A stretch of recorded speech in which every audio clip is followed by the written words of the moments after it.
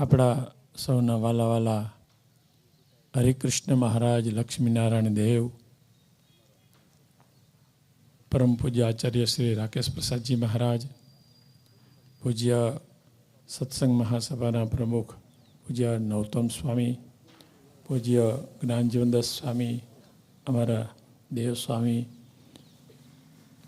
જૂનાગઢના ચેરમેન પૂજ્ય પીપી સ્વામી, ગઢપુરના ચેરમેન પૂજ્ય હરજીવનદાસ સ્વામી, તેમજ બ્રહ્મચારી મહારાજ, અન્ય બ્રહ્મનિષ્ઠ સંતો, વાલા હરિભક્તો, વડતાલ ધામ આજે સારા વિશ્વમાં વ્યાપી ગયું છે. કહેવત છે કે ગાંધીજીની હડતાલ, નરસિંહ મહેતાની કડતાલ, પણ આજ સૌથી આગળ નીકળી ગઈ છે અમારું વડતાલ. આ વડતાલ ચારે દિશેમાં વડતાલ વડતાલ વડતાલ થઈ રહ્યું છે. કેવડી મોટી ધજા, કેવડો મોટો વિજય સ્તંભ, આ બધું શું દર્શાવે છે? કે આ વડતાલની ઊંચાઈ દેખાડે છે. એમાં શ્રીજી મહારાજે આ સ્થાનમાં તો અનેક કાર્યો કર્યા છે.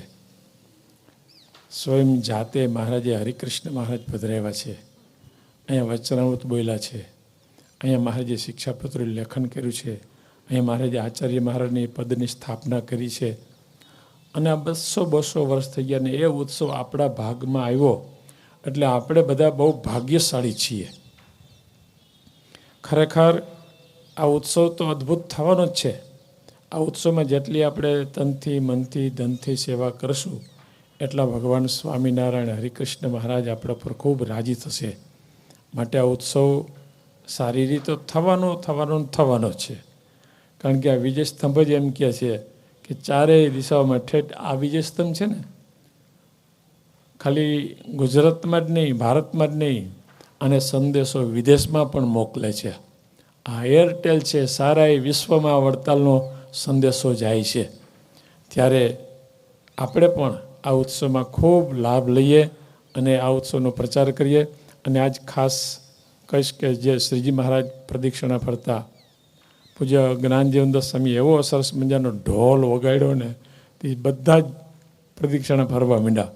એમાં આજ આચાર્ય મહારાજ પ્રદક્ષિણા ફર્યા એટલે મેં મહારાજશ્રીને સવારે જ કીધું કે મહારાજશ્રી આ પ્રદક્ષિણા ફરો એટલે આખો સ્વામિનારાયણ સંપ્રદાય સત્સંગ સમાજ પ્રદક્ષિણા ફરે છે. ખરેખર બહુ અદ્ભુત માહોલ ઊભો થયો છે. બસ ભગવાન શ્રી હરિકૃષ્ણ મહારાજ, લક્ષ્મીનારાયણ દેવના ચરણમાં પ્રાર્થના કે અમને પણ આ બધા હરિભક્તોને સત્સંગની સેવાનો લાભ આપતા રહીએ. અને બીજું, જેતપુર ભગવાન સ્વામિનારાયણનું ગાદી સ્થાન છે, જ્યાં ભગવાન સ્વામિનારાયણ ધર્મ દ્વારા સ્વીકારી છે. એ સ્થાનમાં બિરાજતા ઘનશ્યામ મહારાજ, એને 100 વર્ષ પૂરા થાય છે. એનો શતાબ્દી મહોત્સવ 25 ઓક્ટોબરથી 31 ઓક્ટોબર સુધી આવે છે. એમાં પણ બધા સંતો ભક્તો પધારજો. અને મહારાજશ્રી પણ પધારવાના છે, આગળ બેઠેલા બધા સંતો પણ પધારવાના છે. તો હરિભક્તો પણ પધારજો એવું ભાવભીનું આમંત્રણ સાથે મારી વાણીને વિરામ.